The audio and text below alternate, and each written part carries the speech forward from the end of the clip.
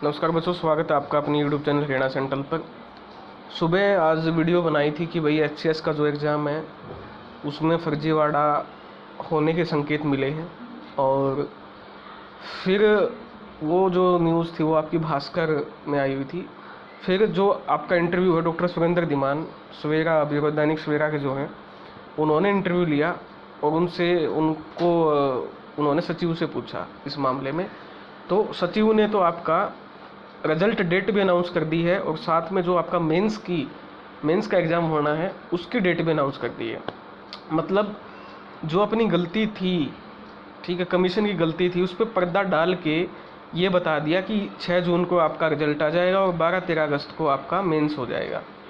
मतलब भ्रष्टाचार जो हुआ है उस पर कोई जवाब नहीं दिया।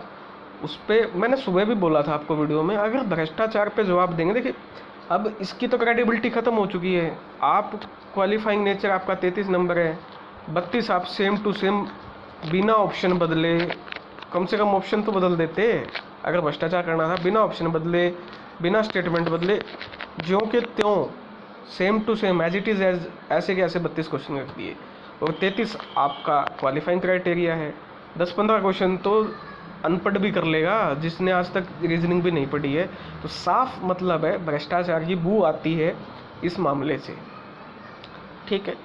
अब उन्होंने जो दैनिक सवेरा का इंटरव्यू दिया उसमें क्या बोला है, उसमें ये बोला है जो आपका एचसीएस स्क्रीनिंग टेस्ट के सीसेट के 32 पुराने सवाल पूछने पर विवाद मगर वापस नहीं होगा पेपर, ये उन्होंने बोला है। एचसीएस प्रीलिमिनरी परीक्षा का परिणाम 6 जून को आएगा। मुख्य परीक्षा 12 से 13 अगस्त को संभव है। एचपीएससी सभी विज्ञापित पदों का कैलेंडर जारी किया ताकि उम्मीदवार तैयारी कर सकें। मतलब जो बातें रियल बातें थी उनका जवाब न देके बातें आपकी टरकाई गई हैं। आयोग के सूत्रों ने दैनिक सवेरा को बताया कि आयोग ने जितने विज्ञापित पद कर रखे उन सभी का कैलेंडर जारी किया जाएगा। किस कैटेगरी किस पद के लिए परीक्षा कब होगी यह सब कैलेंडर में बताया जाएगा। दैनिक सवेरा ने पूछा कि पीजीटी के अब तो सभी पद वापस ले लिए, तो अब कब तक विज्ञप्ति यानी दोबारा से वैकेंसी आ सकती है। आयोग ने बताया कि पीजीटी के पद 15 जून तक विज्ञप्ति आ सकती है वापस। सूत्रों ने बताया कि एग्जाम पैटर्न इस बार विज्ञापन में लिखा होगा, संभव है कि पैटर्न वही रहेगा जो सबसे आखिर में बनाया गया था। यानी मतलब वही बात है पीजीटी वाली। हाई कोर्ट से बचने के लिए उन्होंने पहले तो भर्ती वापस ली। मतलब कितने चालाक है, कितने मतलब किस लेवल तक का ये भ्रष्टाचार करते हैं ताकि हाई कोर्ट आगे कुछ और ऑर्डर न सुना दे। भर्ती वापस ले ली, अब वही पैटर्न रखेंगे, रख लो पैटर्न, फिर से केस होगा। यानी एक स्क्रीनिंग टेस्ट होगा और दूसरे सब्जेक्टिव टेस्ट होगा, मगर असली पैटर्न तो विज्ञापन में ही पता लगेगा। ये सूत्रों के हवाले से खबर पता चली है डॉक्टर सुरेंद्र धीमान, वो पैटर्न वही रहेगा। फिर भर्ती वापस क्यों लिए मुझे ये समझ में नहीं आता। मुझे तो समझ में आ गया, बच्चों को समझ में नहीं आ रहा भर्ती क्यों लिए। क्योंकि इसलिए लिए, अगर भर्ती वापस नहीं लेते तो हाई कोर्ट उनको कहता कि जो पहले वाला पैटर्न था उसी पे लो। उससे बचने के लिए ये मतलब इतने गंदे या मतलब यार इतने मतलब घटिया लेवल की हरकत कैसे कर सकते हैं बच्चों के साथ, मतलब समझ से बाहर है। अब देखिए आपका सचिव इतना बड़ा पद होता है, वो क्या बोल रहे हैं, पेपर और प्रेस गोपनीय होता है। अच्छा, इसलिए आयोग को पता नहीं चलता। अरे भांग पी के जवाब दे रहेगा भाई, तू सचिव है, तुमको ये नहीं पता पेपर कहाँ से बन रहा है, ठीक है, और कहाँ से वो तैयार हो गया। फिर पता किसको है, जिम्मेदारी किसकी है। ये मतलब गैर जिम्मेदाराना बयान देना, मतलब ये तो तुम्हारे मतलब वही बात है ना, मैं सुबह बोल रहा था एचपीएससी में किसकी ड्यूटी लगा रखी है किसी को नहीं पता। वो क्या जवाब दे रहे हैं, उन्हें कोई जवाबदेही नहीं है। वो कुछ भी बोल सकते हैं, उनके पे कोई सवाल उठाने वाला है नहीं। जुडिशरी सिस्टम भंग हो चुका है, एडमिनिस्ट्रेटिव सिस्टम या सेटअप वो भंग हो चुका है। तो भ्रष्टाचार के खिलाफ लड़ेगा कौन? कोई नहीं लड़ेगा। कोई आवाज़ उठाएगा उसकी आवाज़ दबा दी जाएगी। आयोग के सचिव मुकेश कुमार आहूजा ने दैनिक सवेरा पोस्ट ने बताया कि अच्छा एनालाइज सर्विसेज के सेकंड टेस्ट में सीसेट पेपर के पुराने सवाल पूछना मामला आयोग के संज्ञान में आ चुका है, मगर पेपर तैयार करना, प्रेस में प्रिंटिंग होना वह गोपनीय होता है, उसका मिलान आयोग स्तर पर नहीं होता। तो करता कौन है भाई, जिम्मेदारी किसकी तय होगी ये तो बताया जाए। इसमें 32 क्वेश्चन तो ये तो आप बोले हैं हमारे सचिव एचपीएससी के, उनको ये नहीं पता कि कितनी ज़बरदस्त सेटिंग चल रही है हरियाणा में इस पेपर को लेके। तो भाई मैंने सुबह ही बोला था आपका, मैं फिर से वही सवाल पूछ रहा हूँ कि आपके एचपीएससी के मेंबर किससे पूछ के भर्ती होते हैं?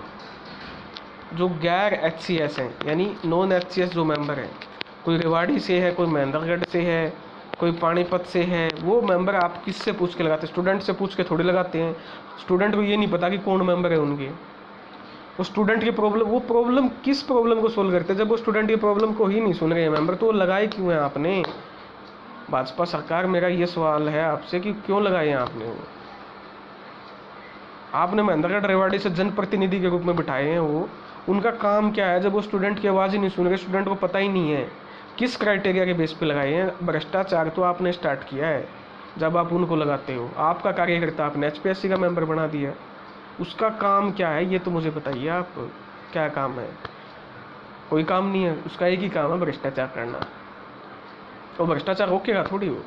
मुख्यमंत्री तो जवाब देंगे नहीं, क्योंकि मुख्यमंत्री ने तो पता नहीं मतलब किस लेवल का नशा कर रखा है, मतलब इतना कुछ चल रहा है मुख्यमंत्री के सामने।